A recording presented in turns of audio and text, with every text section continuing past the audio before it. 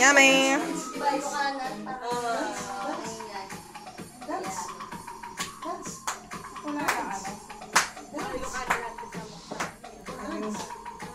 Mariko, ipaabot nga nitong pinggan. Bigay mo lang yun. Kasi daw di ako namamansin. Kasi parang naapis siya. Kahit si Arlene, ganyan yan. Pero yung bang, ano kasi, yung Kahit si Ate Shari, may mga kaibigan.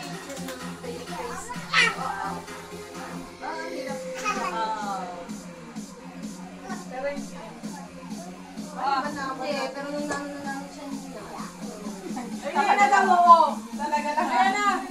Anikman mo ka. Pakita mo yan mo ka. Ayan na. Dessert lang naman. Ayan ang ano. Bro kayo. Ako hindi